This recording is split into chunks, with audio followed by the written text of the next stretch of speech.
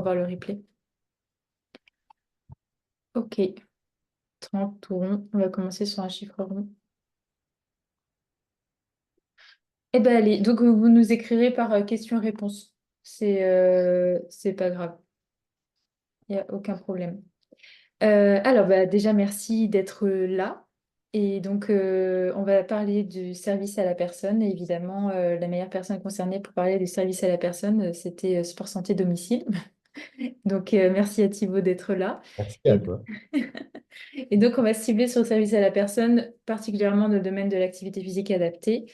Et donc, on va essayer de lever le flou sur l'agrément, la déclaration, le SISU, les chèques préfinancés, ce qui vous correspondrait le mieux et surtout comment ça fonctionne, parce que c'est un peu flou, il y a plusieurs dispositifs. Hop.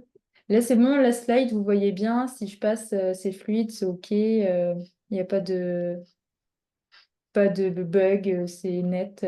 Yes, c'est top. Donc le replay, je le rappelle, il y aura un lien qui sera envoyé à toutes les personnes qui sont inscrites. Donc même si vous devez partir plus tôt, il y aura quand même la vidéo qui est enregistrée. Ce sera ensuite disponible sur la chaîne YouTube qui est toute neuve, donc sur APA Entrepreneur sur YouTube, et elle sera évidemment disponible sur la plateforme de Diapasonia pour toutes les personnes qui sont inscrites à la formation en ligne. Voilà. Et donc, on attaque hop, dans le vif du sujet et on se présentera juste après. Là, on va aller direct dans le sujet. Donc, on va prendre un repère sur deux profils. On va faire une étude de cas par rapport au service à la personne. On a pris profil 1, Charlotte, qui vient de créer sa micro-entreprise et qui souhaite développer son activité à domicile dans un premier temps. Donc, c'est tout neuf. On va partir du principe qu'elle a créé son entreprise en janvier 2024. Et donc, un client, parce qu'elle a déjà des clients, un client lui a parlé du service à la personne parce qu'il a entendu parler du fait qu'on pouvait avoir une réduction de 50% sur le tarif des séances. Et donc, elle aimerait en savoir un peu plus. Et donc, elle s'est renseignée. Elle a vu que les démarches administratives étaient un petit peu contraignantes et elle a peur de se bloquer des opportunités si jamais on lui propose de travailler en association ou en entreprise. Et ensuite, profil 2, Louis qui lui est en micro-entreprise depuis 2 ans. Il a déjà bien développé son activité et il fait du domicile. Il fait aussi pas mal de cours collectifs. Il a un bon planning bien rempli. Il a pas mal d'heures. Il aimerait aussi profiter de la réduction d'impôt, enfin faire profiter de la réduction d'impôt à ses clients à domicile. Mais il ne sait pas exactement quel dispositif est le plus optimal pour lui et surtout pour ses clients. Donc, dans un premier temps, j'aimerais vous rappeler que l'enseignant APA peut donc, je vous confirme, qu'il peut faire profiter de 50% de réduction d'impôt sur ses séances à ses clients. Parce que dans un premier temps, l'enseignant APA est un éducateur sportif, hein. Vous êtes tous censés avoir une carte d'éducateur sportif, une carte professionnelle. Et donc, on s'intègre dans l'activité de prestation de service. Donc, BNC, si ça vous parle, pour ceux qui ont déjà créé leur micro-entreprise, c'est bénéfices non commerciaux. Donc à partir de là, qu'est-ce qu'on peut choisir? Quel dispositif s'offre à nous? Est-ce que c'est si contraignant? Est-ce que c'est si restrictif par rapport au cours collectif? Est-ce que du coup, ça va nous bloquer des opportunités? Et donc, est-ce que du coup, on est obligé de tirer un trait sur certaines prestations si on passe par le service à la personne? Il y aura plusieurs fois écrit SAP, c'est service à la personne. Voilà, donc, à l'origine de ce webinaire, c'est déjà moi qui me suis posé beaucoup de questions à l'origine quand je me suis lancée à mon compte, parce que j'ai voulu aussi passer par la déclaration du service à la personne. Et ensuite, au fil des années et puis après l'élaboration de la formation, j'ai eu beaucoup de questions d'entre vous sur comment ça fonctionnait, la différence entre le CESU, entre la déclaration, l'agrément, etc. Et il y a beaucoup de zones d'ombre et de confusion entre tous ces dispositifs. Dès que je parle de réduction, déduction, crédit, que je vous parle de charges sociales, etc., je vous perds. Et donc, c'est pas évident. Donc là, on va essayer vraiment de clarifier la situation. L'objectif, c'est qu'à la fin du webinaire, tout soit clair pour vous et que vous sachiez vers quel dispositif vous dirigez ou si vous en avez déjà un, vous confortez dans ce que vous avez choisi. Et si jamais vous avez des questions, là j'insiste sur ce fait, posez-nous des questions. Vraiment, il faut que ce soit hyper clair, limpide quand on aura fini ce webinaire. Donc, les avantages du service à la personne pour l'enseignant APA, c'est un argument de vente, puisque vous pouvez proposer 50% sur le tarif de votre séance. Donc, si vous êtes, par exemple, à 40 euros, je prends toujours ce repère de 40 euros de base sans le service à la personne, ça fait que 20 euros pour le client. Donc, c'est cool. Et éventuellement, du coup, vous pouvez augmenter le prix de vos prestations. Si votre concurrence, que ce soit des enseignants APA ou des coachs sportifs, utilise ce dispositif, bah, c'est bien aussi que vous utilisez ce dispositif pour vous aligner un petit peu sur tout ce qui est fait. C'est pas une obligation, hein. Voilà, moi je m'y suis mise assez tard. Et puis, il y a plusieurs avantages qui sont propres à chaque dispositif qu'on va vous présenter. Voilà. Donc, je vais laisser Thibaut se présenter, du coup, par rapport à Mm. Sport Santé Domicile. Merci Audrey. Justement, pour me présenter, je suis enseignant à pas, comme vous tous, j'imagine, au niveau des participants. Moi, j'ai fait mes études à Dijon, où j'ai fait ma licence à pas et où j'ai pu être formé à l'éducation thérapeutique du patient. Et c'est à la suite de cette année-là, ouais, pendant une bonne année, j'ai pu faire des remplacements dans des centres de rééducation principalement. Et ça m'a donné envie de me lancer dans la création d'une micro-entreprise où j'ai eu une opportunité de revenir dans la ville où je suis originaire et je suis toujours aujourd'hui à Auxerre, dans Lyon, où j'ai pu rapidement travailler dans plusieurs centres de rééducation, dans des associations, pour la maison sport santé locale. Donc voilà, tout un tas d'activités. Et justement, en étant confronté aux problématiques en termes d'accessibilité pour les bénéficiaires, et en me posant justement toutes ces questions sur le service à la personne, ça a été un long moment de réflexion. J'ai souhaité trouver et créer une solution, un endroit qui permettrait également de rassembler tous les appâts. Donc c'est pour ça que j'ai créé en 2022, en tout cas fin 2021 et lancé en 2022, la société Sport Santé Domicile, qui est un réseau national. Donc on viendra sur une autre diapositive un peu plus à ce sujet, où je pourrais expliquer comment on fonctionne et le réseau qu'on a pu mettre en place aujourd'hui. Donc Sport Santé Domicile, c'est une société qui est déclarée service à la personne. Pareil, il y a quelques points différents, on aura l'occasion d'éclaircir ça dans les diapositives suivantes. Et puis, plus récemment, on a pu créer, grâce à ce réseau, une seconde activité qui s'appelle 2SA. Donc, c'est la filiale de Sport Santé Domicile et qui nous permet d'intervenir grâce au réseau qu'on a pu construire, toujours dans le cadre du domicile, grâce à un autre format qui nous permet, via des prestataires de santé ou de travailler pour des organismes, mais toujours voilà, en faisant force de ce réseau qu'on a pu créer avec Sport Santé Domicile pour intervenir auprès des particuliers les plus éloignés de la pratique. C'est cool, hein. Ça nous manquait. Il faut. Ouais, ça nous manquait, hein, ce dispositif, hein, ce sport santé domicile, c'était vraiment quelque chose qui nous manquait en termes de service, puisque il y avait plein de choses enfin, il y a plusieurs choses qui existent, mais qui ne nous correspondent pas tout à fait. Donc là, c'est tip top. Hop, nickel. Alors. Et donc, bah, je vais me présenter aussi. Je m'appelle Audrey Davidov et donc je suis autrice de la formation APA Entrepreneur. Donc, en termes de formation universitaire, j'ai commencé d'abord par un master MEF EPS. J'ai un peu enseigné et finalement, je suis retournée à la fac en 2018 pour reprendre une licence APA à Nancy. Je suis originaire de Lorraine et je me suis formée en éducation thérapeutique du patient, en APA et maternité, à la méthode Antalgym et au Pilates. Et il y aura sans doute d'autres formations parce que l'idée, c'est de se former au moins tous les 2 ans. Enfin, en tout cas, je me suis fixé cet objectif. J'ai créé ma micro-entreprise en 2019 et depuis 2020, je suis à pas libéral à 100% à mon compte à Limoges. Donc, je ne suis pas à Limoges par choix, hein, je suis mon conjoint. Voilà, je tiens à le préciser, on ne va pas trop dans cette région par choix initialement, mais une fois qu'on y est, on y est bien. Et donc, j'ai créé le compte Instagram, Facebook APA Entrepreneur en 2022 parce que j'ai eu beaucoup de questions, beaucoup de sollicitations d'autres enseignants APA. Et de fil en aiguille, j'ai créé un e-book qui s'appelle Créer et développer son activité libérale en APA. Et j'ai fini par faire héberger une formation qui est éligible à des prises en charge par un organisme de formation certifié qui s'appelle Diapasonia. Voilà pour la petite présentation. Et puis, on va retourner dans le sujet plus spécifique sur le service à la personne. Donc, il faut savoir que le service à la personne, ça regroupe 26 activités à domicile. Donc, évidemment, on s'inscrit dans l'une de ces activités et qui donne droit à des avantages fiscaux sous forme de crédit d'impôt. Là, je vous préciserai aussi pendant le webinaire la différence entre crédit d'impôt, réduction d'impôt, etc., parce que c'est un peu flou. Mais il y a une condition pour utiliser ce dispositif de service à la personne et faire bénéficier des 50% de réduction d'impôt à ses clients, c'est qu'on est soumis soit à la déclaration, soit à l'agrément de l'État, soit autorisation auprès de conseils départementaux. Donc là, ce sera plus la partie de Thibaut qui pourra vous faire le descriptif de manière plus précise entre ces trois propositions, ces trois conditions. Donc, la réduction d'impôt. Je vous ai mis un petit exemple, comme ça vous allez vraiment bien comprendre. Donc, c'est une somme qui est déduite du montant d'impôt si on est imposable, si votre client est imposable.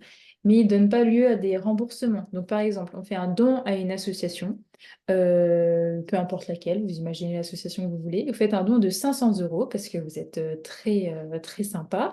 Vous avez un impôt initial de 1500 euros. Et donc, sur ces 1500 euros d'impôt, on va retirer 500 euros. Donc, vous aurez un impôt à payer de 1000 euros.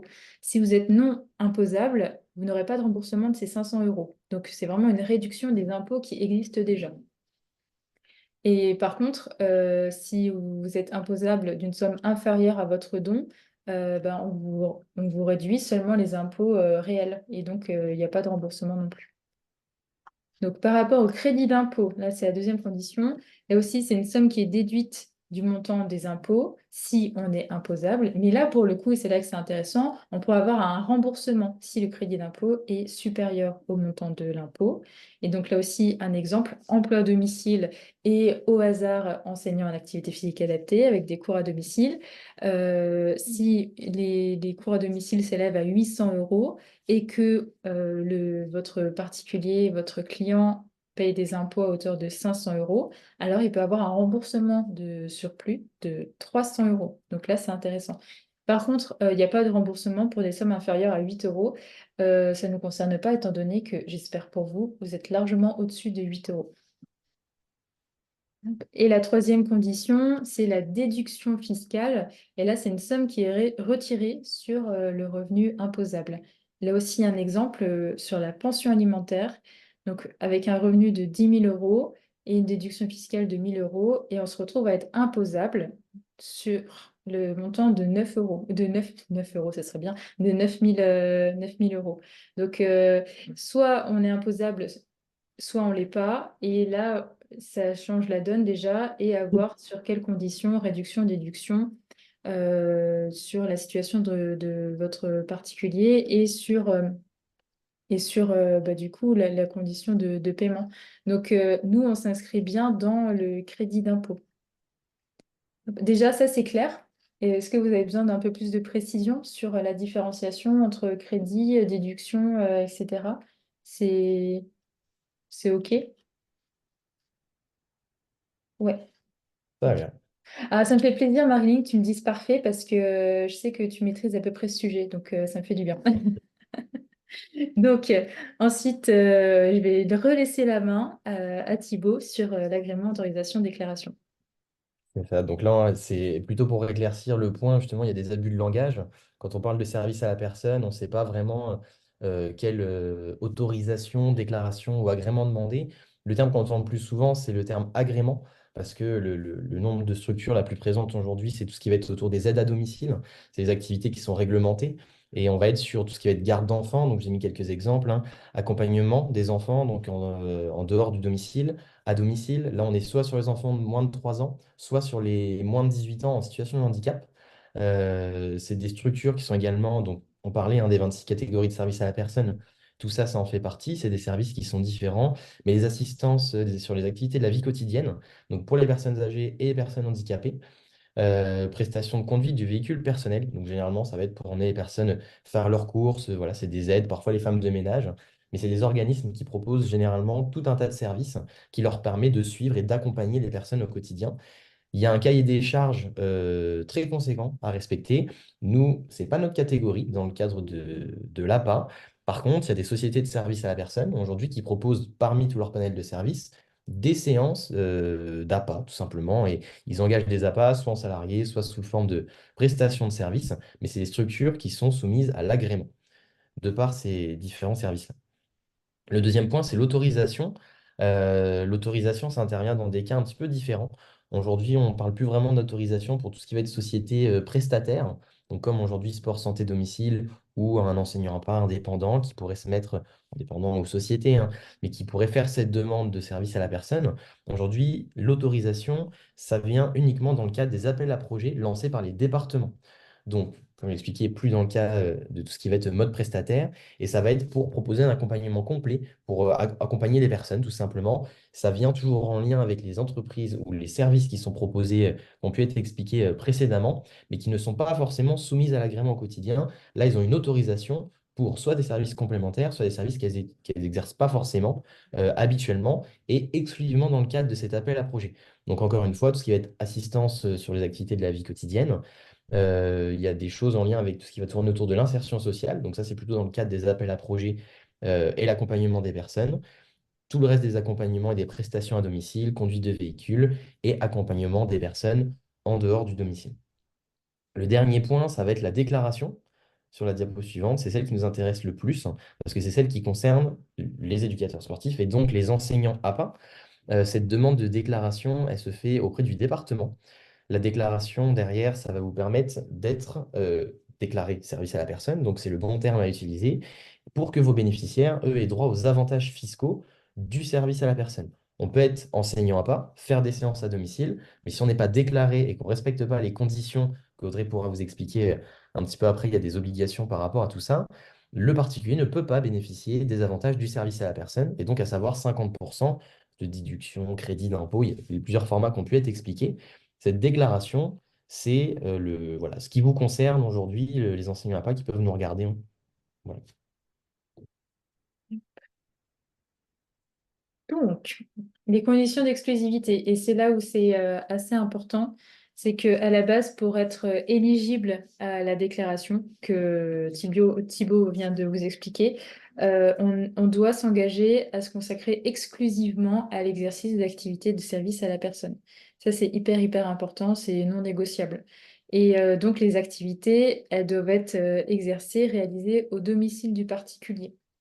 Donc, ça veut dire quoi dans les faits? Ça veut dire que vous ne pouvez pas utiliser la déclaration de service à la personne, c'est-à-dire faire bénéficier de 50%, de moins de 50% de réduction sur le prix de vos séances pour des séances qui ont lieu en dehors du domicile et impossibilité de facturer des cours collectifs. Donc, c'est-à-dire que vous allez vraiment vous consacrer uniquement aux prestations individuelles. Ah, j'avais pas vu les questions. J'ai vu, non, je suis en train de regarder. Des structures Ouais. qui ont l'agrément, on peut prendre hôte de service, par exemple. Tout ce qui va être prestataire de santé, hein, vous pouvez regarder sur votre secteur, mais les structures d'aide à domicile, vous mettez aide à domicile, et la quasi-totalité de ce type de services-là sont des sociétés qui sont, qui sont soumises à agrément de service à la personne.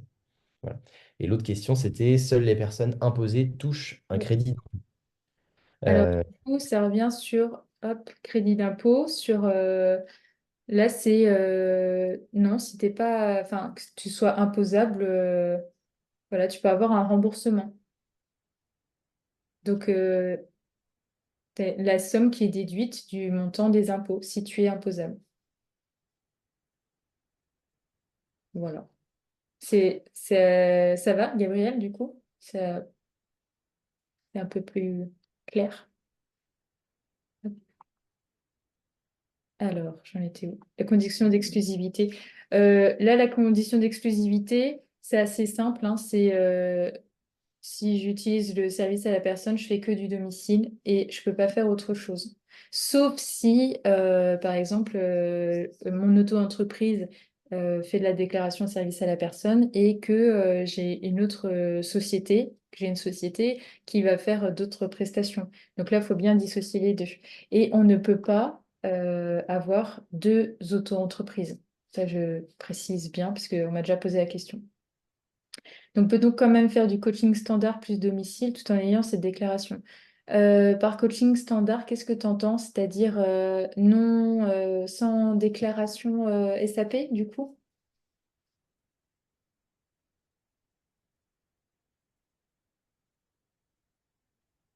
ouais, tu me diras, enfin, oui, ok. Alors, bah, après, quand tu fais ta déclaration, c'est pour toutes tes prestats. Enfin, je dis ça, mais l'expert ici, c'est pas moi, c'est Thibaut.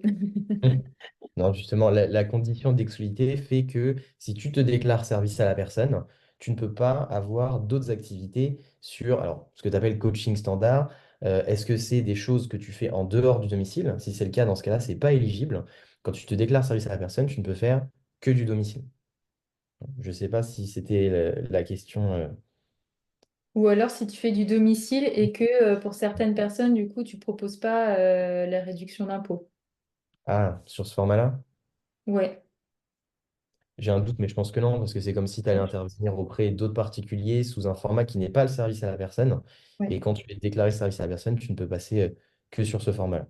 Ouais, ouais. Donc, c'est. Et puis, heureusement, ça simplifie les choses aussi. Je rebondis sur une question de Pauline également. Les personnes payent moins 50% sur leurs séances, plus elles sont remboursées sur leurs impôts, c'est bien ça?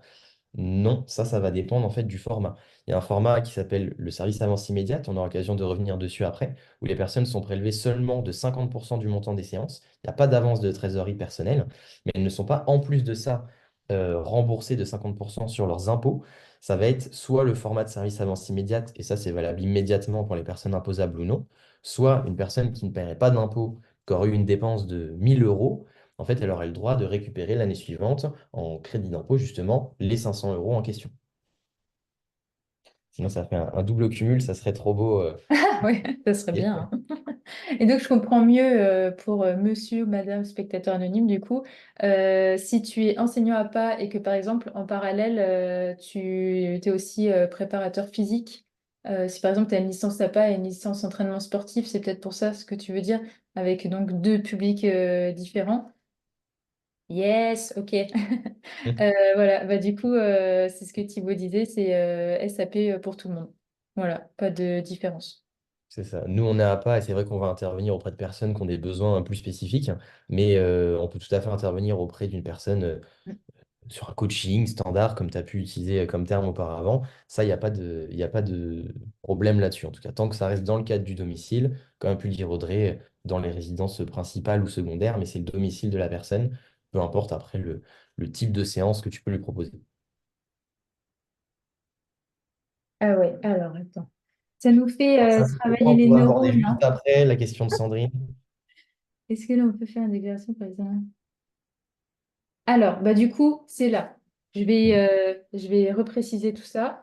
C'est que on peut pas faire de l'individuel et du collectif. C'est ta micro-entreprise, elle va être uniquement dédiée aux prestations à domicile, aux prestations individuelles. Donc, tu peux pas faire de collectif. Ça, les deux sont pas possibles. Ça peut être induire en erreur parce que parfois sur des sites internet ou des coachs autour de vous, même des profs de yoga, on peut voir dans leur planning qu'ils proposent des cours collectifs et en même temps qu'ils proposent moins 50% sur les séances. Euh, c'est pas clean, hein. Voilà. Je pense pas qu'il y ait beaucoup de contrôle, mais je vous encourage pas à jouer avec le feu. Donc voilà, essayez de rester dans les clous quand même. Voilà, j'espère que c'est clair du coup, Sandrine. Séance en extérieur pour Florian. Ben non, ça marche pas. Parce que, sauf si le parc appartient à ton particulier. Ah, si c'est dans son jardin, ça marche parce que c'est son domicile. Mais tout ce qui sort de ce qui est considéré comme le Ouais, domicile, quelqu'un qui a une maison, ça va être son jardin, mais ça va pas aller au-delà. ouais, Si c'est le parc au bout de la rue, on n'est plus dans le cadre du domicile et là, le service à la personne ne fonctionne plus. ouais, ouais. Là aussi, ce serait trop beau du coup. Ouais. Alors des fois, il y a un petit flou avec certains clients aussi qui demandent des avantages, des ajustements parce que, par exemple, ils ont le siège de leur entreprise à leur domicile et qui vont essayer de... Des fois, il y a des petits micmacs, ça nous fait réfléchir. Euh, Si vous avez vraiment des doutes, n'hésitez pas à aller sur les sites officiels de l'État. C'est assez bien expliqué. Ou sinon, bah, vous nous écrivez, hein, vous écrivez à Sport Santé Domicile ou vous m'écrivez à moi, mais plus à Thibaut par rapport à SAP. Voilà. Hop. J'enchaîne. Donc, les catégories de services à la personne, nous, on se retrouve dans les services aux familles. Donc, il y a garde d'enfants, etc. Donc, comme a pu expliquer tout à l'heure Thibaut. Et donc, il y a la catégorie soutien scolaire à domicile ou cours à domicile. Et donc, nous, on est dans cours à domicile.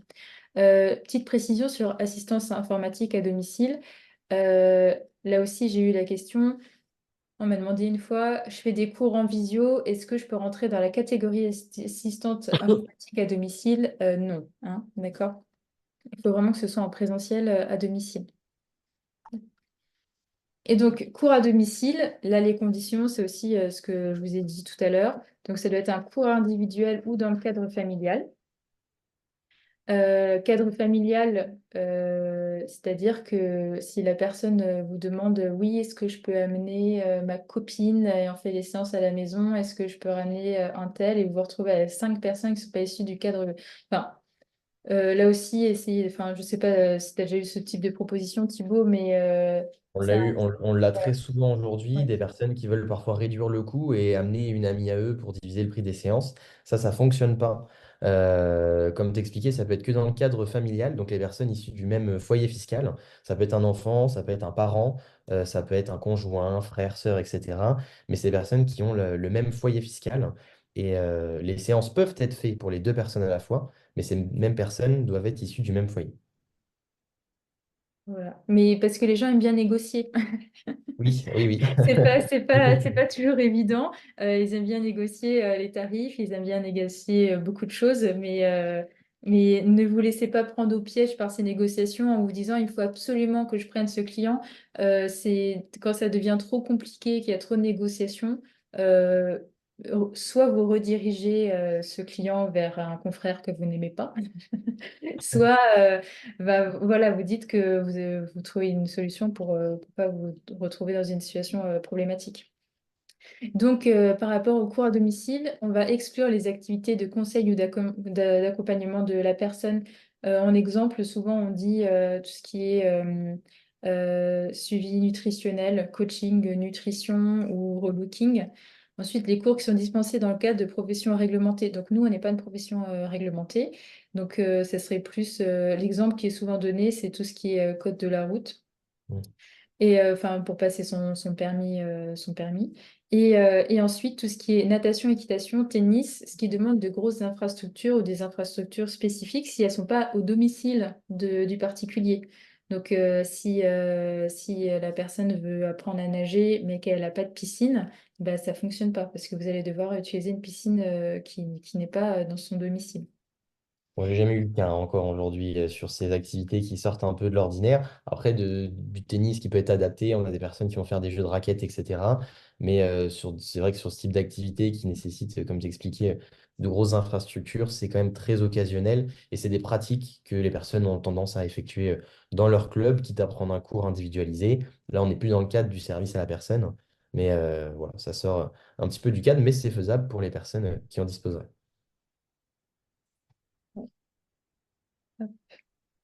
Alors, en termes d'obligation, quand vous faites la déclaration, quand vous avez, du coup, quand vous optez pour le service à la personne, vous allez passer par l'application Nova, qui est donc disponible en ligne. C'est le seul outil, c'est la seule interface avec laquelle vous allez interagir pour faire vos déclarations. Et donc, vous allez donner vos informations et faire vos déclarations mensuelle ou trimestrielle. Et là aussi, petite précision, si vous oubliez de faire vos déclarations, que vous retardez un petit peu l'échéance, qu'il y a des erreurs, enfin voilà, si vous n'êtes pas au point, vous pouvez être banni, on peut du coup retirer de l'annuaire des organismes de service à la personne et vous pouvez perdre le droit de faire la déclaration de service à la personne. Donc, ce serait dommage. Essayez d'être assidu. C'est vrai qu'il y a beaucoup d'informations à transmettre sur les heures effectuées, sur des entreprises, le nombre de prestataires, le nombre de bénéficiaires, les heures réalisées, le chiffre d'affaires réalisé. Tout ça, c'est plein d'informations à transmettre. Ça prend du temps. Donc, c'est pour ça que je conseille honnêtement d'avoir des logiciels de gestion. Il y a des logiciels spécifiques dans le cadre du service à la personne pour ceux qui ont des activités conséquentes, mais même en tout cas sur des petites activités. il faut faire ces déclarations. Marilyn qui dit, moi je passe par l'API tiers de prestation. Alors, il en existe justement différents modes, mais là j'ai un doute. Honnêtement, même nous qui utilisons des systèmes d'API avec des logiciels, on va quand même sur Nova faire toutes nos déclarations parce que ça Oui. ne se saisit pas automatiquement. Sur ta partie tout à l'heure au niveau des CESU, etc., peut-être qu'il y a une partie qui est faite automatiquement, mais même nous en tout cas en tant qu'organisme prestataire, on est dans l'obligation, on fait toutes ces rentrées d'informations trimestrielles et annuelles. Ah, ils ont peut-être du coup un partenariat, mais ça me paraît bizarre parce que comme c'est l'outil de référence. Mm. Ah oui, d'accord, ok. Oui, oui, oui. Donc, c'est le cas de... C'est quoi ton logiciel de facturation, Marilyn? Parce que moi, je connais Abi qui est en lien avec l'URSSAF. Il y en a trois ou quatre hein, normalement Euh, habilités aujourd'hui. ouais,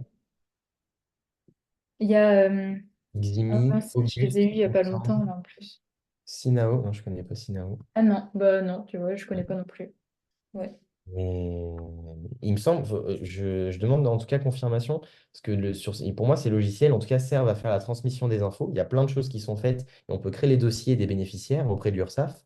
Par contre, ça n'empêche pas la transmission des informations à Auguste et Arcade. Et, Pardon, ça, c'est des sous-logiciels à Nova. Pardon. non, tous les logiciels de facturation ne le font pas tous. Le lien avec l'URSSAF.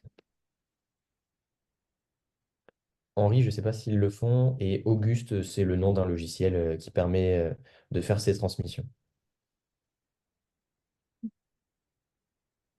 Alors, bon, l'obligation, du coup, c'est clair. La déclaration, elle se fait visiblement peut-être à différents endroits, mais gardez à l'esprit que Nova, c'est quand même l'application de référence. Et ensuite, on va cibler sur sport santé domicile. Sport santé domicile, du coup. Donc, pour vous réexpliquer un petit peu comment m'est venue l'idée de sport santé domicile et aujourd'hui quels services, en tout cas, sont proposés via cet intermédiaire. Moi, l'idée de lancer sport santé domicile, elle m'est venue justement parce que j'étais contraint dans le développement de mon activité. Comme j'ai pu l'expliquer, je travaillais dans différents centres de rééducation, des associations, mais je voulais à tout prix faire du domicile auprès des personnes qui me le demandaient et ça aurait été pour moi un moyen de développer mon activité. Le problème, c'est que quand on propose ces tarifs plein pot en soi à la personne et qu'on n'est pas déclaré service à la personne, c'est un frein. L'aspect financier, c'est un argument de vente, mais ça peut aussi être un frein. Et là, en tout cas, sur mon secteur, c'était plus contraignant qu'autre chose. J'ai fait une demande pour être déclaré service à la personne et on me l'a refusé. Ce qui est normal parce qu'il y a cette clause d'exclusivité. Et en cherchant une alternative, finalement, pour pouvoir quand même faire bénéficier des avantages du service à la personne aux bénéficiaires et de conserver une activité avec ma micro-entreprise, tout ce que j'ai trouvé à ce moment-là, c'était des plateformes, donc comme peut l'être Sport Santé Domicile aujourd'hui, mais qui étaient très généralistes. Soit pas du tout autour du sport santé et de l'APA de manière générale, soit des plateformes de coaching sportif, mais au sens large du terme. Et je trouve ça dommage qu'on n'ait pas quelque chose qui unisse les enseignants APA. Et j'avais pas forcément envie, moi, d'être au milieu de plein de professionnels différents, tout simplement parce que ça ne met pas en valeur notre profession, et également parce que les bénéficiaires, pour moi, ne se retrouvait pas au bon endroit. Quelqu'un qui cherche une démarche à pas sport santé ne se retrouve pas à sa place quand il se retrouve sur un site, on lui propose du crossfit ou de la boxe ou n'importe quel type d'activité. Donc voilà, je me suis inspiré de ce type de plateforme pour créer le même format, mais exclusivement à destination des enseignants à pas. Donc aujourd'hui, notre plateforme, ça nous permet de travailler avec plus de 200 prestataires, tous des enseignants à pas, et on est sur un peu plus de 70 départements. Et comme je peux le répéter une fois de plus, il y a exclusivement des enseignants à pas de référencés. Le référencement sur la plateforme est complètement gratuit. Et pour que ça puisse fonctionner, les personnes, donc les enseignants à pas, viennent se référencer auprès de Sport Santé Domicile. Le référencement, il se fait par contractualisation. C'est un contrat de prestation de service où vous travaillez pour Sport Santé Domicile.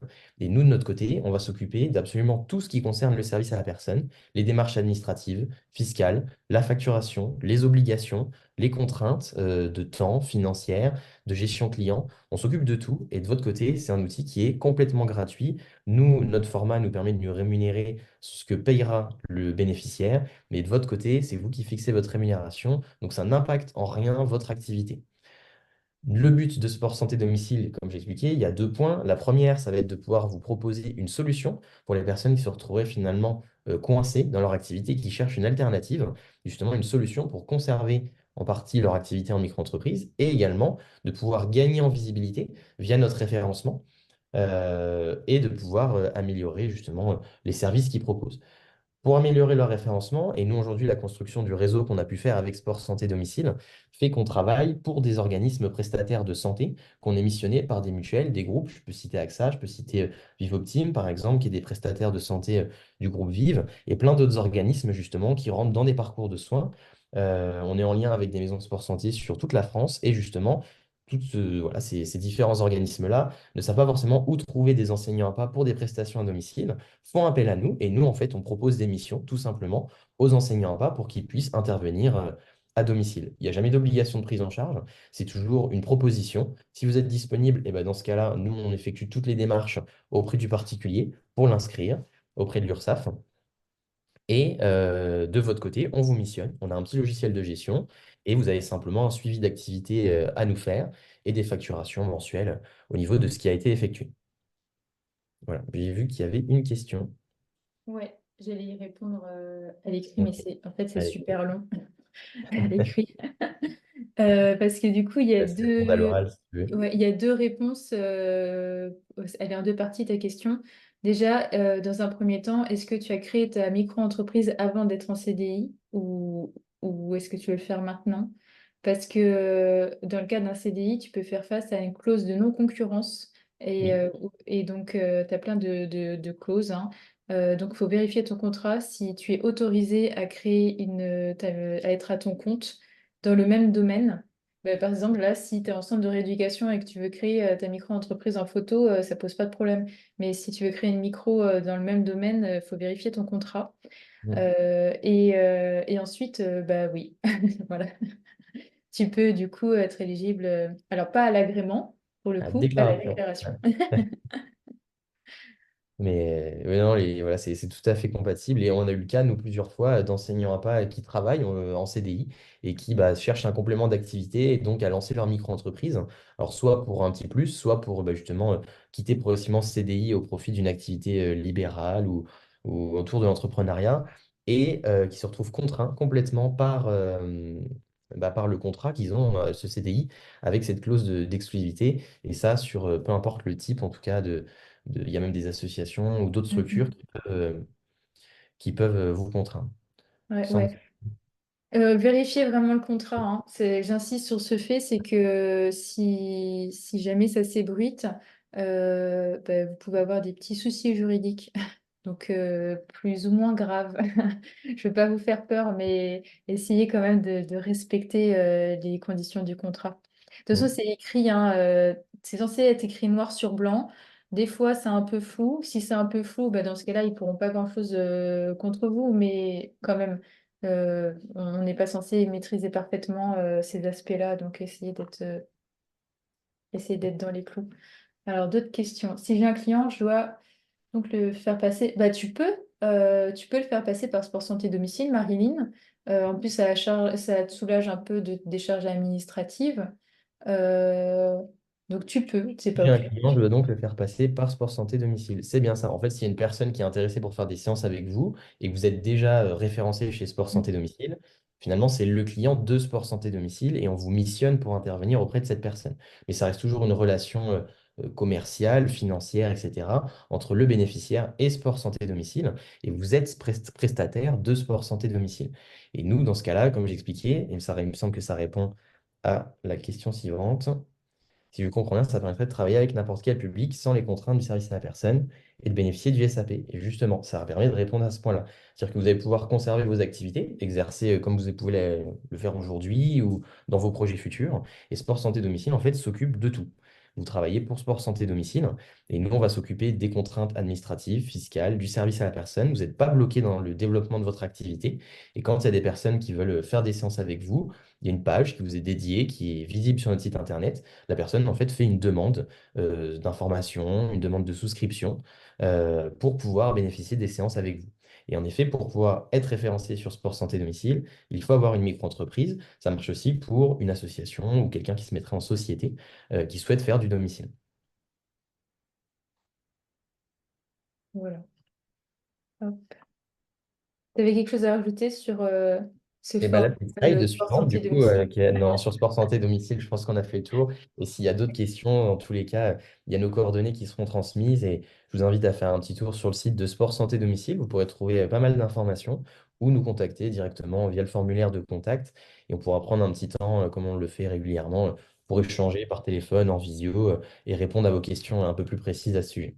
Ouais. Voilà. Et même si vous n'avez pas des clients tout de suite, des clients à domicile tout de suite, vous êtes référencé. Ça, c'est super bien dans l'annuaire en ligne. Donc, C'est ça ça, il augmente faut votre chercher de la visibilité. Et visibilité. quand on est à son compte, Ouais. que ce soit voilà, sur nous, des plateformes, on travaille beaucoup sur le SEO pour être visible en fait par les recherches de manière naturelle sur Internet, hein, mais d'aller chercher sur vos plateformes de référencement régional. Il y a des réseaux, bon, je suis en Bourgogne-Franche-Comté, mais il y a ce référencement-là, il y a Prescrit Prescriform ailleurs. Vous gagnez en visibilité. Et nous, en tout cas, sur des personnes qui chercheraient avec des mots-clés, des prises en charge APA, sport santé autour du domicile, pourraient tomber justement sur vos fiches. Et, voilà, et demander des séances avec vous. Il y a encore deux, trois questions. On répond à ces questions-là. Après, on va passer au slide de suivante. Oui, parce qu'on est encore là à Est-ce deux qu'il y heures a du un cahier des matin. charges? Alors, il y a un contrat de prestation de service qui va reprendre justement les conditions d'exercice dans le cadre du service à la personne. Donc, c'est bien des séances qui ont lieu à domicile. Par contre, derrière, sur le contenu des séances que vous pouvez proposer, il n'y a pas de prise en charge imposée. C'est exclusivement voilà, des séances à domicile. Derrière, si on crée un format de séance, vous pouvez travailler sur du 10 ou 20 séances, bah, vous êtes engagé quand vous commencez d'aller au bout des prestations. Si vous vous engagez avec quelqu'un avec nous, en tout cas pour faire une dizaine de séances, bah, vous puissiez aller au bout des 10 séances, mais vous êtes libre en tout cas sur le contenu de la prise en charge que vous proposez. Ouais. Voilà. Alors, on enchaîne. Dernier point, et après du coup on reviendra sur le petit teasing qu'on a mis en bas de la diapo précédente. Le service principal nous qu'on propose aujourd'hui, et honnêtement c'est notre argument de vente premier, ça s'appelle le service avance immédiate de crédit d'impôt. Jusqu'en juin 2022 à peu près, une personne qui souhaitait une séance à domicile, je prends de 60 euros de l'heure, quelqu'un qui souhaitait faire des séances à domicile, il devait payer sa prestation 60 euros de l'heure, et l'année suivante, il aurait pu bénéficier de sa déduction, de son crédit d'impôt, des avantages fiscaux en question.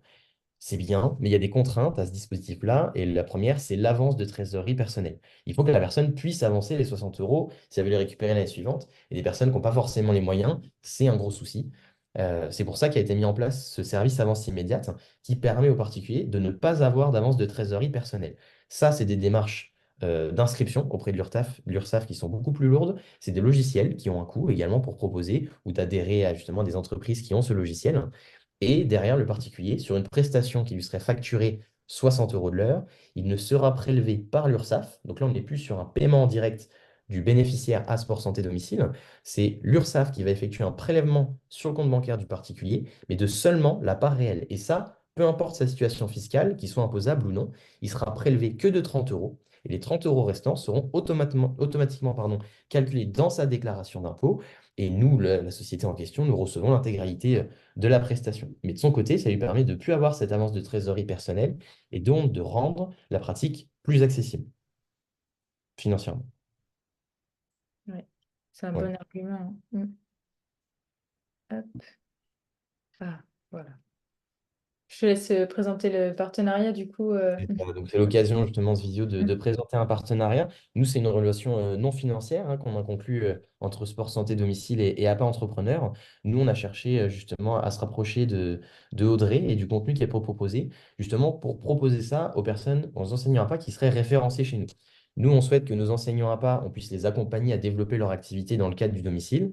Et pour beaucoup, on a régulièrement des questions, des APA qui souhaitent se lancer ou des APA qui sont déjà en activité et qui n'ont pas forcément eu les bonnes conduites, les bonnes démarches et qui veulent développer davantage comment dire, leurs activités. Et pour ça, Audrey aujourd'hui propose du contenu intéressant dans le cadre de l'entrepreneuriat quand on est enseignant à pas. Et justement, les enseignants à pas référencés chez nous auront droit à 20% de réduction sur tous les services qui sont proposés par APA Entrepreneur. Donc, comme on a pu le dire, sur les produits ou sur les formations. Si tu veux en parler aussi, Audrey, sur les différents services que tu peux proposer. Ouais, donc il y a un e-book, c'est ce qui fonctionne le mieux actuellement parce que je je pense que vous n'avez pas forcément envie de vous engager dans une formation, même si la formation elle est à votre rythme. Hein. On fait pas, la plateforme elle est accessible à vie, mais il y a un e-book qui fait plus de 120 pages, qui répertorie étape par étape comment on crée sa micro-entreprise. Je me suis centrée sur la micro-entreprise parce que c'est ce qui est le plus facile, c'est le plus simple en termes de déclaration, de gestion, et puis on paye des charges seulement sur ce qu'on déclare, donc c'est ce que je recommande le plus souvent. Donc le e-book, vous avez tout dedans. Et après, vous avez la formation en ligne, vous avez le e-book, vous avez accès à la plateforme où il y a des vidéos en plus des tutos. Et vous avez des suivis individualisés et accès à des classes virtuelles où j'organise du coup, des visios interactives sur des sujets particuliers pour, là, par exemple, sur le service à la personne, où chaque personne va poser ses questions et c'est vraiment intéressant parce on va se donner des conseils et des idées qu'on va avoir, on va pouvoir se les partager et les développer dans différentes régions. Donc, c'est un peu comme ce qu'on appelle des masterminds, c'est hyper riche. Voilà. Et donc, toutes les personnes qui sont référencées chez Sport Santé Domicile peuvent avoir une réduc sur toutes ces prestations. Voilà. Et Marilyn confirme que le e-book est super top, en majuscule. Merci, Marilyn. Hop, nickel. Hop. Alors là, je vais enchaîner sur le CESU. C'est le domaine que je maîtrise un peu mieux. Donc, le SAP, c'est vraiment la spécialité de Thibaut. Et CESU, c'est ce que moi, je suis passée par ça dans un premier temps. Parce que justement, on m'avait aussi refusé la possibilité de passer par la déclaration SAP, comme je faisais des cours collectifs et de l'entreprise. Donc, le CESU, c'est chèque emploi service universel. On utilise très rarement l'intitulé complet. Donc, c'est un dispositif de rémunération pour les prestations à domicile. Tous les particuliers peuvent utiliser ce dispositif, que ce soit pour du ménage, du bricolage, que ce soit pour plein de choses, de l'assistance à domicile, enfin peu importe, et donc des cours à domicile. Et là, c'est vous qui fixez votre tarif avec votre employeur. Donc, c'est là la particularité, c'est que votre client devient votre employeur et donc vous allez être salarié parce que vous allez avoir un contrat avec cette personne. Donc le client devient votre employeur et vous êtes rémunéré en net, mais vous pouvez quand même vous mettre d'accord sur le tarif de vos prestations. Donc vous toucherez du coup votre rémunération en net sur votre compte bancaire. Vous pouvez aussi être rémunéré en espèces ou en chèque, peu importe, c'est vous qui choisissez. Euh, et, et voilà. C'est juste que il ne faudra pas faire le mélange entre ce que vous touchez en CESU et votre chiffre d'affaires que vous avez au titre de votre auto-entreprise, parce que le CESU est rattaché à votre personne, à votre identité, à vous, voilà, et pas à votre entreprise. En termes de réduction, et c'est là aussi où on peut un peu s'en mêler les pinceaux, je vous ai mis une capture d'écran du simulateur du CESU. Donc, si vous tapez simulateur CESU sur Internet, vous pourrez du coup, par rapport à votre tarif de séance, là j'ai mis 50 euros, donc en net, pour 1 heure. Finalement, le client, qui est donc votre employeur, paiera 45 € et 11 centimes et pas 25 euros. Parce que, comme tout employeur, et ceux qui sont en société parmi nous le savent, il y a des charges sociales. À partir du moment où un salarié, en fait, il y a des charges sociales. Et donc, elles sont rajoutées sur ce tarif de séance initiale. Et donc, ça grimpe à 90,23 € et les 50%, enfin, avec, non, pas que, oui, voilà. Et donc, les 50% sont réalisés sur le tarif de votre prestation, 50 euros, plus les charges sociales. Et donc là, ça fait qu'une réduction à 45 euros et 11 centimes net. Donc là où vous êtes en rémunération nette parce que vous êtes salarié. Euh, c'est, c'est clair du coup? Le, l'histoire de net, la différence entre service à la personne et CESU. Alors, ça peut être un peu flou pour vous, si ça peut vous rassurer ou pas. C'est aussi flou pour certains conseillers de l'URSSAF.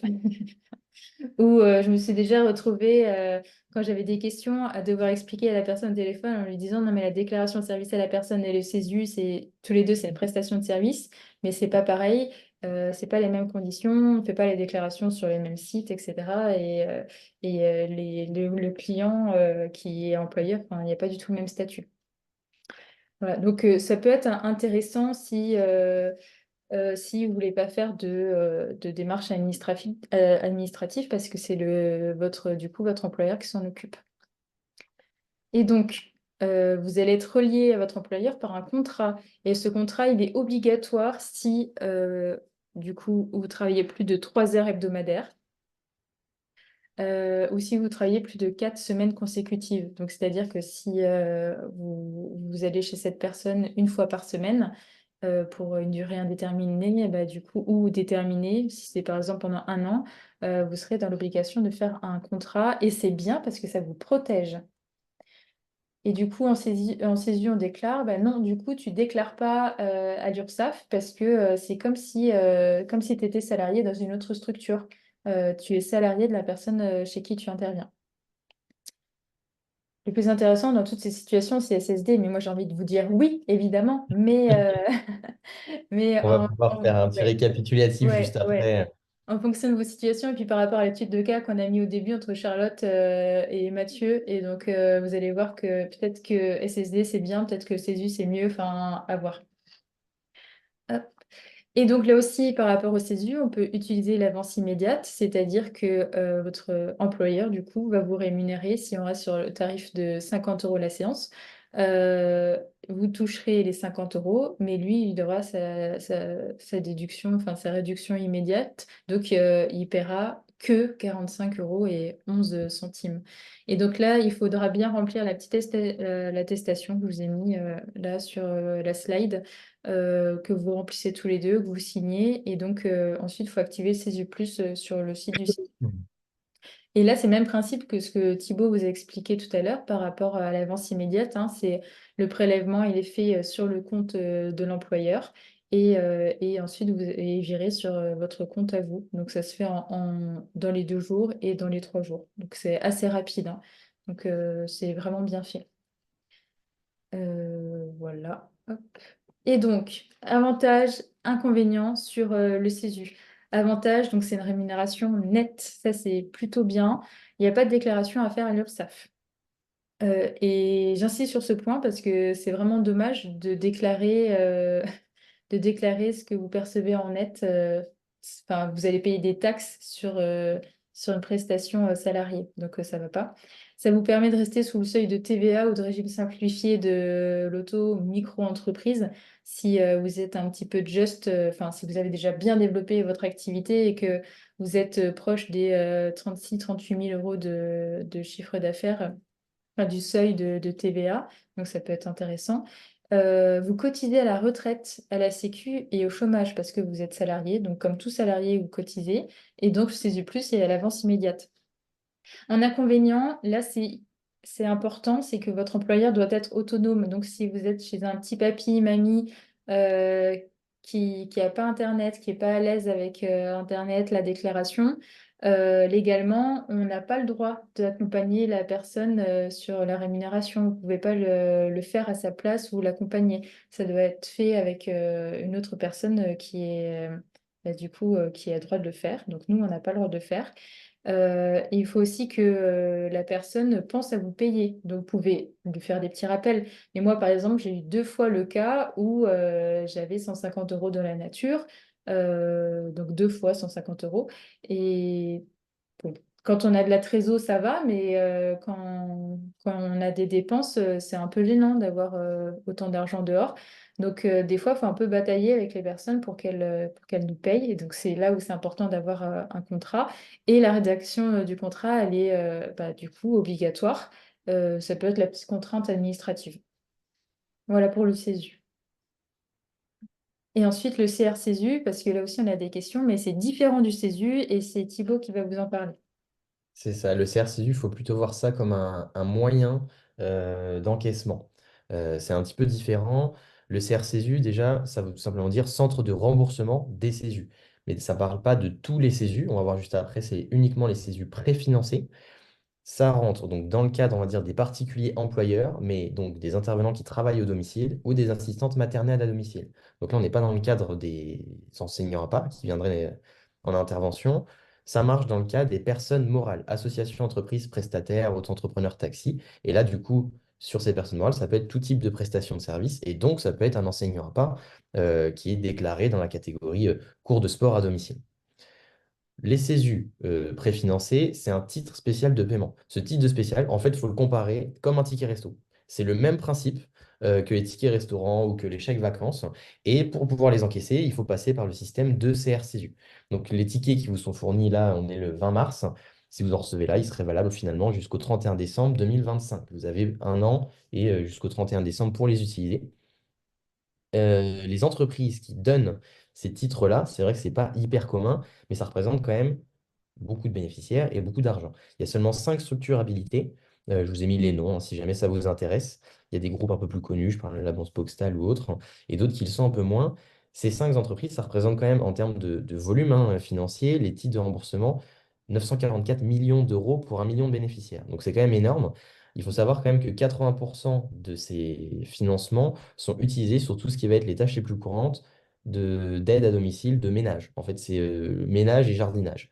Il y a 20% restants qui sont utilisés dans d'autres domaines, les gardes d'enfants. Il me semble que les gardes d'enfants fait partie des 80%, pardon, mais les 20% restants sur d'autres prestations. Donc il y a d'autres types d'activités qui sont éligibles au service à la personne. Ça peut être par exemple les cours de sport à domicile.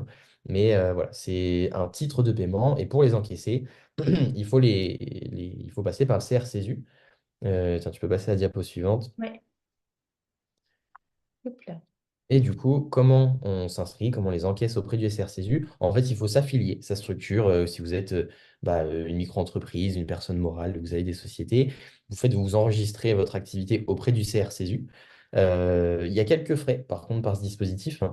Il y a des frais d'affiliation, il y a des frais de traitement, vous verrez, ils sont mis un petit peu après, et il y a des services optionnels. Alors, je n'ai pas le nom, ou en tout cas ce que ça représente, mais c'est mentionné dès le départ avant votre inscription. Donc, il faut le savoir. Pour ça, il faut compléter un dossier. Donc, vous avez voilà, des questions sur votre structure, sur les exercices que vous allez mettre en place. Ils vont vous demander votre cabis, votre attestation sirène, les documents vous concernant, en tout cas.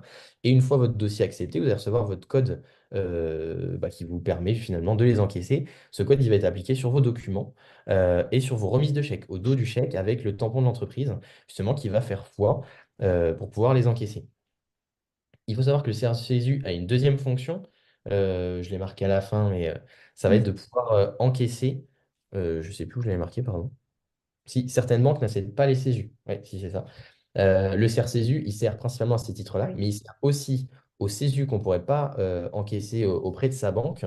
Il y a certaines banques qui ne le font pas forcément. Et ben, le CRCESU peut servir également à encaisser ces chèques-là si notre banque ne le permet pas. Je vous avais mis justement sur le système d'encaissement, il y a plusieurs formats, soit en ligne, du coup sur l'ordinateur, c'est via votre portail.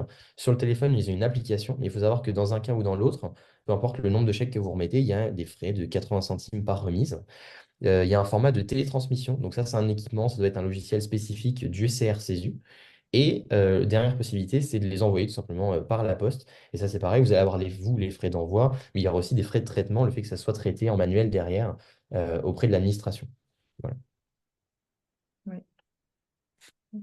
Alors, c'est pas fréquent, hein. Moi, je crois qu'on me l'a proposé que 2 fois, le CRCESU. Ouais, nous, on nous en a parlé pareil, une fois ou deux, donc c'est vraiment minime par rapport de l'ensemble des demandes qu'on peut avoir. Mais ça reste tout de même 1 million de personnes concernées. Donc, ça peut être, voilà, s'il y a parfois les sièges de ces entreprises-là qui sont proches de chez vous, peut-être un argument ou un moyen de développer votre activité et de faciliter, eux, leur prise en charge. C'est comme quand on a des tickets restaurants, on a envie de les utiliser. Et bah, Ouais. via le même format, ces personnes ont peut-être envie d'utiliser leur, euh, leur ticket, leur CESU préfinancé. Mm, Euh, mm, mm, mm. donc, vous, bah, voilà, essayez de vous positionner sur ce marché-là, sur votre secteur. Ouais. Alors, question de Gabriel, est-ce qu'on est censé avoir un cabis? Alors, nous, on n'a pas de cabis, hein. En étant en micro-entreprise Oui. BNC, on n'a pas de cabis. Si jamais on vous le demande, c'est toujours un peu problématique. Vous donnez votre attestation sirène. Il y a toutes les informations dessus. Parce que moi, déjà, la première année, on m'a demandé mon cabis et j'ai passé des heures à le chercher. Et en fait, ça n'existe pas. Et donc, pour le CRCESU, effectivement, c'est les mêmes conditions que le SAP. C'est ça. C'est comme j'ai pu, bah, c'est marqué au tout début de la diapo précédente, Oui, justement, deux possibilités pour les oui, encaisser. Soit les particuliers, justement, là c'est le particulier employeur, donc comme a pu l'expliquer Audrey, justement, c'est la personne qui salarie un coach sportif, un APA à domicile. Euh, Sauf qu'il me semble que ça ne marche pas dans le cas des particuliers. Là, on parle de, par exemple, tout ce qui va être plutôt femme de ménage ou assistante mm, maternelle. Et dans le cas des personnes morales, donc si vous êtes une association, une entreprise ou vous êtes auto-entrepreneur, vous devez être déclaré pour pouvoir les encaisser. Voilà. bon. J'espère qu'on a bien répondu à ta question, Gabriel. Pour le CRCSU. Et donc, on récapitule pour Voilà. spectateurs anonymes. Oui, il y a un récap parce qu'on sait que c'est hyper flou. On a dissocié la déclaration de service à la personne, de sport santé domicile et du CESU. Donc, par rapport à la déclaration à l'URSSAF, et donc ça rebondit aussi à la question de Marilyn, si vous faites la déclaration service à la personne, donc oui, vous déclarez à l'URSSAF, service sport santé domicile aussi. Par contre, CESU, non, puisque c'est une rémunération en tant que salarié, où vous avez une fiche de salaire. Mm. Ensuite, la déclaration, elle est à l'initiative de l'intervenant si vous êtes en déclaration service à la personne. Si vous passez par Sport Santé Domicile, c'est SSD qui s'occupe de tout. Et si vous passez par le CESU, c'est le bénéficiaire et donc votre employeur qui doit faire la déclaration. Ensuite, par rapport au cumul individuel et collectif, donc c'est-à-dire si vous faites des prestations individuelles et aussi des cours collectifs, que vous intervenez en entreprise, que vous intervenez en association, etc. Donc, si vous avez la déclaration SAP, bah, vous ne pouvez pas cumuler les deux. Si vous passez par SSD, oui, vous pouvez cumuler les deux. Donc, il y a beaucoup moins de contraintes. Et le CESU, c'est pareil, vous pouvez cumuler les deux. Et par rapport au CRCESU, bah, du coup, c'est la question, la dernière question de Gabriel. Le CRCESU, il est utilisable que si vous passez par la déclaration service à la personne. Pas encore pour sport santé domicile, mais peut-être un jour. C'est partie de notre projet, c'est pas encore mis en place. Voilà, c'est un peu contraignant. Enfin voilà, il faut trouver les solutions. Mm. Et CESU, c'est pas possible. Puisque, puisque le CESU, c'est vraiment rattaché à votre personne et pas à votre entreprise. Voilà. Et on récapitule par rapport au profil, à l'étude de cas qu'il y avait au tout début. Donc par rapport à Charlotte qui crée sa micro-entreprise, qui veut augmenter sa visibilité, etc. Oui, Marilyn, je pense que le spectateur anonyme, c'est l'URSSAF qui vérifie qu'on ne dit pas de bêtises. Donc, profil 1, Charlotte qui crée sa micro-entreprise, qui veut se développer. Bah, du coup, pour se faire connaître, c'est bien de passer par l'annuaire de Sport Santé Domicile. Donc, dans cette situation, je recommande Sport Santé Domicile.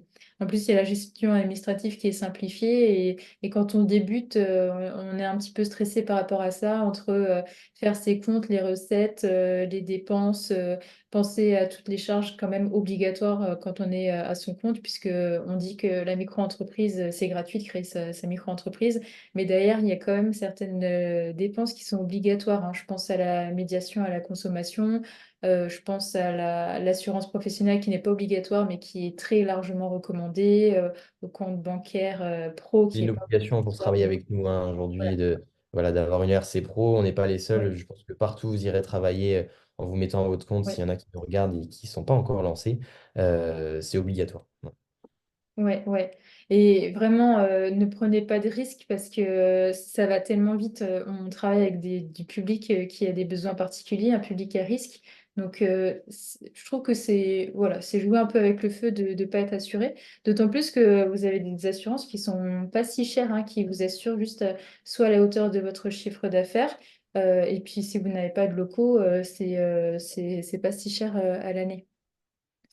Et donc voilà pour le profil 1. Pour le profil 2, avec Louis, qui lui a déjà bien développé son activité et qui fait du domicile, mais aussi de l'associatif. Donc pour le coup, lui, la déclaration service à la personne, c'est pas du tout possible.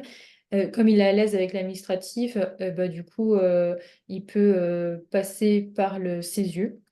Et ses clients sont autonomes, donc ils peuvent faire les déclarations. Ou sinon, il peut passer par Sport Santé Domicile parce qu'il s'occupe de tout.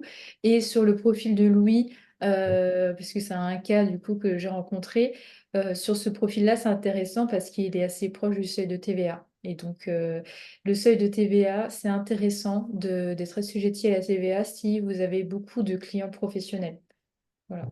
Dans le cadre du service à la personne. C'est hyper, enfin, c'est très avantageux si vous faites beaucoup d'achats, de vente de produits. Nous, dans la prestation de service, la TVA, c'est pas intéressant, sauf si vous pouvez du coup enfin, l'utiliser avec vos clients professionnels. C'est ça. Et dans le cadre de Louis, je rajouterais même CESU ou et SSD, justement, parce qu'on a des Ouais. personnes aujourd'hui qui sont référencées chez nous, qui ne sont pas déclarées service à la personne, qui ont leurs activités collectives, qui parfois ont des demandes de prise en charge sous le format CESU, mais qui cherchent aussi de la visibilité et des missions complémentaires qu'on pourrait leur apporter. Et les deux sont en tout cas tout à fait compatibles. Nous, il n'y a pas de clause d'exclusivité, en tout cas au niveau des formats d'exercices que vous pouvez pratiquer. Bah, d'autant plus que enfin, moi j'ai eu la situation de personnes qui étaient à l'aise avec le CESU, une Ils dame n'ont pas envie forcément de qui passer par un autre voilà format. ouais Mm. qui l'emploie déjà pour un jardinier qui vient de temps en temps à son domicile et donc elle était à l'aise avec cet outil-là, donc on est resté sur le CESU, elle voulait pas trop passer par autre chose. Voilà. Hop. Alors, Finito Pepito, que vous avez pu voir souvent dans mes mails, est-ce que vous avez d'autres questions globales sur tout ce qu'on a vu? Ça fait peut-être beaucoup d'informations. Donc, c'est le moment, j'allais dire le moment ou jamais, mais en fait, vous aurez d'autres occasions de nous poser des questions puisqu'il y aura d'autres webinaires sur d'autres thématiques et qu'on est tout à fait accessible, Thibaut et moi, soit sur les réseaux, soit par mail. Donc, si vous avez des questions sur tout ce qu'on a dit ou sur le contenu de la formation. Alors, question de Thibaut, dans le cadre d'une résidence senior, les résidents ayant le même foyer fiscal, des séances à plusieurs sont donc Alors, je vais réalisables. répondre à cette question. Je vais répondre à cette question parce qu'on a souvent le cas. La Ouais. résidence senior, en effet, ça peut fonctionner que pour les séances individualisées. Certes, c'est une résidence fiscale. Par contre, la résidence fiscale appartient au numéro de chambre, donc l'appartement de la personne. C'est comme si la personne était dans un immeuble. Je peux faire une séance chez moi, mais la personne qui habite l'étage du dessous, finalement, on ne va pas pouvoir bénéficier des mêmes séances. Donc, ce n'est pas cumulable sur des activités collectives. Ce n'est pas une maison où ils font une colocation, c'est vraiment des appartements différents. Ils vivent, il y a juste des seniors qui vivent à des endroits différents. Donc, le service à la personne peut fonctionner dans les résidences seniors à condition que ça soit, comme on a pu l'expliquer, toujours les personnes issues du même foyer fiscal, donc les personnes qui vivent au sein de cet appartement, souvent des conjoints, on a parfois frères, sœurs, etc., qui vivent ensemble. Attention à ne pas confondre avec les EHPAD, c'est une situation fiscale très particulière, et dans ce cadre-là, on ne peut pas venir exercer des prestations de type service à la personne. Ouais. Ouais, c'est très pointu, hein. Ah, il y a une question pour toi, Audrey, là, pour finir. Alors, sujet délicat, la médiation à la consommation. C'est obligatoire depuis 2016 si vous avez des clients particuliers. Si vous n'avez que des clients en entreprise ou associatif, vous n'avez pas besoin d'utiliser la médiation à la consommation. Mais dès que vous avez même ne serait-ce qu'un seul particulier, vous facturez à un particulier, vous devez passer par la médiation à la consommation. En gros, c'est en cas de litige de laisser l'accès à votre client à faire appel à cette médiation. Je ne l'ai jamais utilisé. Je connais personne qui est passé par la médiation. Enfin, c'est pas le professionnel qui passe par la médiation, c'est bien le client. Mais là, vous pouvez souvent régler les litiges ou voilà, les petits différends en direct avec votre client. C'est pas cher. La mienne, c'est sur 3 ans, je paye 30 euros sur 3 ans. C'est la moins chère du marché. Après, ça veut dire qu'en cas de litige, il y a un peu plus de frais. Mais je pars du principe qu'il n'y en aura jamais. Mais dans tous les cas, il en faut une. Et si en cas de contrôle, vous n'en avez pas, vous pouvez avoir une petite amende. Donc c'est dommage. Petite question de Laure, peut-on ajouter des frais de déplacement inclus dans la prestation en CESU et ou en service à la personne? Question des frais de Alors, pour moi, il me déplacement. semble que les frais Ouais, kilométriques ne sont pas déductibles d'impôt. Après, ce qui se fait souvent, c'est qu'au lieu de facturer 40 euros de l'heure plus ouais, 20 euros de frais de déplacement, bah, vous avez le droit de facturer 60 euros votre prestation. voilà. Ça, c'est vous qui gérez, mais les frais de déplacement, comme on peut l'appliquer en entreprise sur le fait de se déplacer, ça fait partie de l'intégralité de la facture. Mhm. Ça, par contre, ça marche pas dans ce sens-là. C'est la Ouais, prestation, c'est le service qui est éligible au crédit d'impôt et pas ce qui peut être amené, associé ou complémentaire. ouais, ouais. Donc, sur le CESU, comme c'est vous qui choisissez le tarif, vous pouvez l'ajuster. Euh, mais à voir du coup avec votre client. Si vous ne passez pas par le service à la personne ni par le CESU et que enfin, vous n'êtes pas sur la déclaration, ni le CESU, ni autre dispositif, vous le prenez en compte, comme Thibault l'a dit, dans votre tarif. Mais du coup, vous allez payer vos cotisations. Quand vous allez faire la déclaration à l'URSSAF, vous allez payer une cotisation sur ces frais de déplacement que vous faites payer à votre client. C'est la seule solution pour l'instant qui s'offre à nous en tant que Mm. micro-entrepreneur parce qu'on ne peut pas le faire passer en défraiement, quoi. Avec les impôts, on ne peut pas le déduire. Mm. Alors, si on reste sur la médiation à la consommation, euh, ça veut dire qu'on doit les informer de la médiation à la consommation. Ouais. La médiation à la consommation, elle doit apparaître dans vos conditions générales de vente. Là, je rentre dans il y a d'autres gros mots, hein. On a Ah, changé de ouais, sujet, mais il y a d'autres gros mots. ça La fait. médiation à la consommation, vous devez avoir le nom de la médiation, les coordonnées de vos conditions générales de vente et vos CGV. Normalement, vous devez les fournir à votre client. Donc, c'est obligatoire. C'est pas vivement conseillé, c'est obligatoire depuis 2016. Si tu as des clients particuliers. Mais en fait, j'ai jamais, enfin, jamais personne m'a posé de question, aucun particulier ne m'a posé de question sur sur la médiation à la consommation.